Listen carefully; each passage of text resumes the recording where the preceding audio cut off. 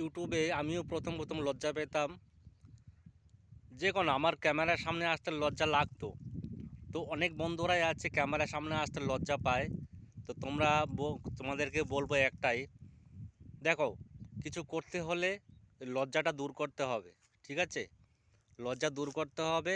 সবার সামনে ফেস ভ্যালুটাকে সবার সামনে পরিচয় করে তুলতে হবে, তবেই তুমি এই প্ল্যাটফর্মে কিছু একটা করতে পারবে, নচেত নয়।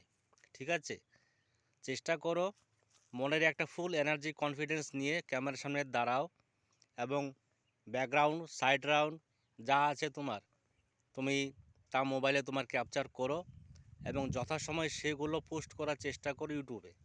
ঠিক আছে, অবশ্যই তোমাদের সেই লজ্জা ভাবটা থাকবে না। ঠিক আছে, লজ্জা ভাব কাটাতে গেলে তোমাকে প্রতিদিন একটু একটু করে কমেন্ট বা সবার সাথে পরিচিত করতে হবে এবং একটু একটু করে হলো তোমার ক্যামেরার সামনে আসতে হবে। বুঝতে পারলে? একটু একটু করে ক্যামেরার সামনে আসতে হবে, তোমাকে বলতে হবে পরিষ্কার এভাবে দাঁড়িয়ে। ঠিক আমিও যেমন লজ্জা পেতাম, লজ্জা মোটামুটি আমার একটু ভেঙে গেছে। তো চেষ্টা করো সময় নিয়ে ক্যামেরার সামনে আসতে হবে। বুঝতে পারলে?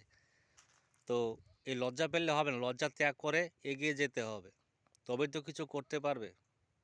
তো যাই হোক, লজ্জা দূর করতে হলে ক্যামেরার সামনে আসতে হবে। আমি ভবেশ বিশ্বাস, চঞ্চলমন আমার ইউটিউব চ্যানেল। প্লিজ লাইক করে কমেন্ট করে সঙ্গে থেকে আমার চ্যানেলটা একটু সাবস্ক্রাইব করে দিবে। সাবস্ক্রাইব অবশ্যই করবে, ভিডিও দেখা মাত্র লাইক করবে। একটা লাইক আমাদের মোটিভেট করে আরও নতুন ভিডিও বানানোর জন্য আমাদের আগ্রহ করে। প্লিজ, তো সঙ্গে থেকো, তোমরাও করো।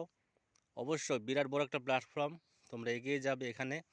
আর এটাই বলছি, চেষ্টা করো লজ্জা ত্যাগ করো, লজ্জা ত্যাগ করে সামনে এসো। ঠিক আছে?